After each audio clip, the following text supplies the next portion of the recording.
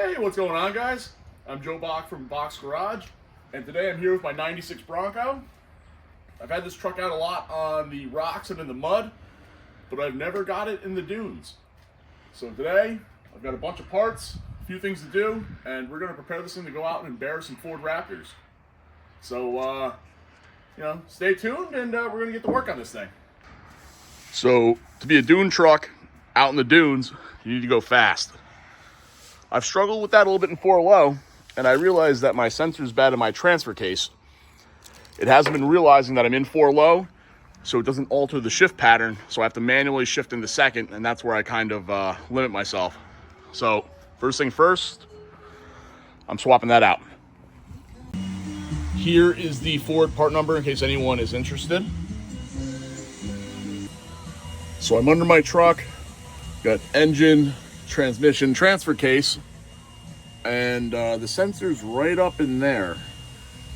I already disconnected the plug, and there's the sensor, and there's a little spacer on there that I've been told that you should use. So I'm gonna reuse that and throw in the new one and see how it works. New sensors on, let's go test it. So we're in the truck now, key on. I got my 4x4 shifter here, lever. Oh, look at that. 4x4 indication. So if I go push down, pull back, I don't know if I can do this with the truck not running. Maybe not. All right, let me get the truck running. Truck's running in neutral. You pull back. You get 4x4. You push down and pull back one more time, and you get low range. So that's sweet. I now should have a shift pattern through that. And that's gonna be awesome. I wish I would have known about that years ago.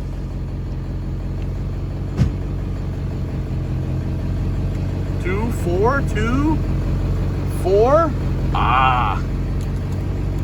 Also probably be real nice if Karen's driving or needs to do anything. Shows it up here. So, on to the next thing. We're now gonna be fast in the dunes. Now we need a little more stability. Now that we've got our speed, we're gonna need some handling to make this thing into a dune killer. So first thing I'm gonna do is I have some old oil charged Skyjacker shocks under there, which are all right. I mean, I just get beat up a little bit going fast over stuff. So I've got some Bilsteins I think I'm gonna throw on and see how these do. They've got to be an improvement, I think. So I got these Bilsteins used, and they're starting to oxidize a little bit, so they're not as pretty, but what I recommend to anyone with a new set is just hit them with some clear. It ends up keeping them nice for a long time. I've got some on here that I've been running for a while, and they're still nice and pretty. So, definitely would recommend it. This is banged up down here pretty good on both these shock mounts, and eventually I will replace those, probably when the axle comes out for a shave. You can see here why it needs a shave. But for the time being, these shocks are going in with this old hardware, and it'll just be what it is. Here's the old Hydro 7000s coming out for the new Bilsteins. Same length, which is actually really cool. And yeah, now time to put the new ones in. All right, shocks are pretty much on. I'm finishing up now. Ben's over here giving me a hand. And I'm gonna go have him do something for all those T-Rexes and Raptors that I'm gonna be in front of. Let me see the back of my truck as I race by. So I'm gonna have him throw on this exhaust tip from Spa Labs and spruce up the back of the truck so they have a good day out in the dunes too. Bilsteins are in, so now we got a race truck. Next thing I'm gonna do, I'm just gonna throw another hanger on this exhaust so it doesn't go fly off while we're flying through these dunes. Threw a exhaust clamp on with a little mount, dual purpose for lightweight for when we're up in the dunes. Can't go wrong with that. Now the exhaust can shake, doesn't touch anything, it's super rigid, so happy with that. On to the next project. Now here's the 7.3 Powerstroke, well known in the duning community. We got to go up the filtration here, because this is just a stock filter. We want to go make sure this thing has adequate filtration, so I've got a pre-cleaner to go put on top of the filter. If only every install was that easy. That thing fits like a glove. If anyone's interested, I will put the link for that down below. And over here is my Saginaw setup. If you haven't seen that, check out my last video. I'll put a link for that too. All I've got to say though is race truck.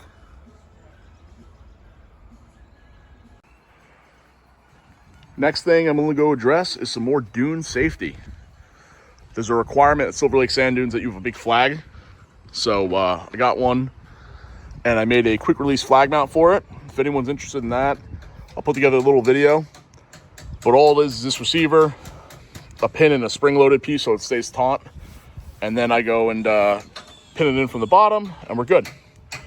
So I'm going to go drill a quick hole here, weld this in, and then I'll show you guys the whole deal. So that's a 3/4 inch hole. That's my flag mount. I think what I'm going to do is just go run a 1 inch drill bit in, just a pinch to get rid of some of these diamonds so I get to sit a little more flush, and then I'll weld this up.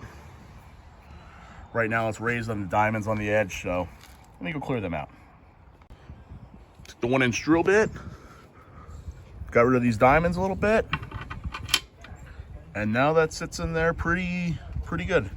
A little over flush, so I'll clean this up and then weld it in. So we got this welded in, got a few tacks on the bottom. So now we're gonna go test mount our flag. This is required for Silver Lake and also Badlands in Indiana. So I wanted to get something. I didn't really like the aftermarket ones you could buy. I wanted something integrated right into the bumper there. If I clamped it on anything out front, I'm just gonna knock it off. So yeah, here's your pin. You unpin that. This was all bought off Amazon there up. The bottom piece I made. So you just go stick this through. And then you go underneath, you find the hole. Oh. And then you just go latch it. Oh, got my finger stuck. There you go. Spring loaded, so it shouldn't vibrate around too bad. And now I am even one step more of a race truck with my cool flag. So I'm gonna pull the flag back off, throw some paint on this, let it dry, and we'll be good for that. Demonstration. Silencing our first non-believer.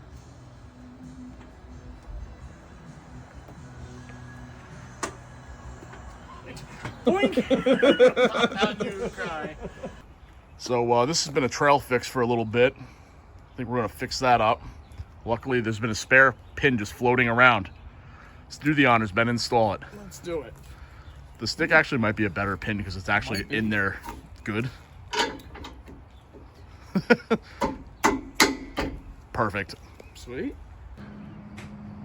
Going back to addressing the tire carrier, I've had issues going over off-road obstacles where I'll hit a big bump or whatnot, and this will actually lift up. This is just a shaft that's sticking up and a big, piece of oversized tube going over it. So there's nothing actually holding it down. Typically I have it pinned on this side and I have this little latch here, but even with that, it's still not enough. So I'm gonna add another latch here and hopefully that'll be enough from keeping it from wanting to go up. Worst case, I'll add one more right here, but I'd rather not do that. So I'm gonna try putting that one on and test it a little bit, but I think that should be good. Worst case, if I find it isn't, just zip tie this up on the dunes. So the pin's in, and this one goes on. That's nice. Secures it. Kept it down on that edge, which kept it from bouncing around a little bit. But check out this one. You put that on there. You can see the whole bar get pulled down. Try it again and show you guys.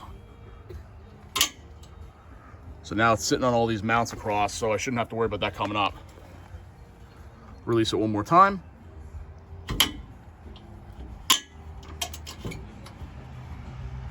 Yeah, you can see that movement, so that's awesome. And it's welded, so that shouldn't be going anywhere. Just gotta hit it with some paint. Now time for a little touch-up paint in the back here and on the flag mount, and this will be off the list.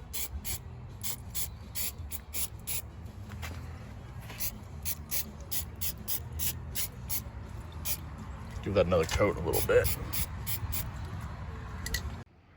Another day out here working on the Bronco, and we're gonna go tackle a couple quick projects. First up, I'm gonna replace this taillight.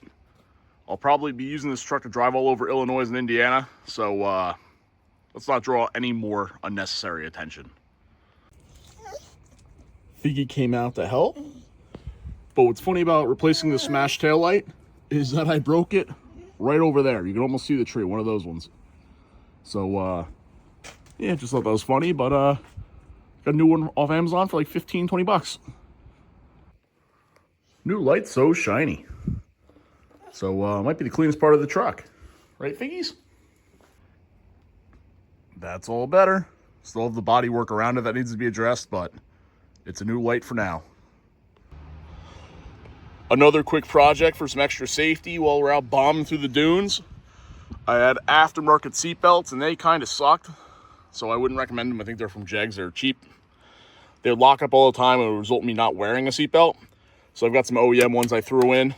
The only change I did was usually the end of the seatbelt mounts here, kind of on the floor, and it catches all kinds of mud and stuff, and it always is a pain to get out. And that didn't want to come out, so I just tied the end of the seatbelt to the main part as well, if you get what I'm saying. So, you know, it's a 3-point seatbelt. 2 of the points are right here, and the other one's up top. And I'm just going to go cut this belt right here at the floor and move on with my life. It is the next day, and I'm getting finished up under the Bronco to get this thing ready for the dunes. 2 things I'm addressing are a missing stop for my front axle. My tires will rub on my leaves without that, so I've got a new bolt to put in there. And another clearance issue up here on my steering. You can see the paint rubbed off here. It's from hitting this cross member, now that I have the high steer. So I'm just gonna go and trim that back and eventually get the Desolate reinforcement bracket. But for the time being, I don't think I really need it. I've got a couple extra cross members up front that most people don't have. So I'm just gonna get rid of it, make a little bit of room for when we jump this thing. This thing's gonna fly like a plane. All right, that's trimmed now, so that should make for a bit of clearance. Once I get the Desolate bracket, I'll trim it up to the perfect area, but for now, that should be a couple inches.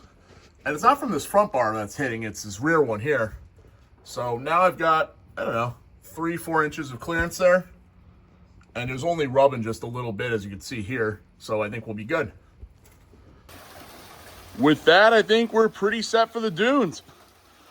Crossmember was trimmed. The stop for the axle was put in. Only thing I really have to address is my new power steering line from the reservoir to the pump is leaking. I use the different brand that I normally use. I usually use Evil Energy. This new brand sucks. The thing just weeps and weeps and weeps. I remade the hose twice now, and I think it's just their fittings. So I ordered a new kit up from Amazon, and once that's here, the truck should be pretty much ready to go. Maybe tomorrow I'll do a few more finishing touches, but more or less, this thing just needs some miles on it to test it all out.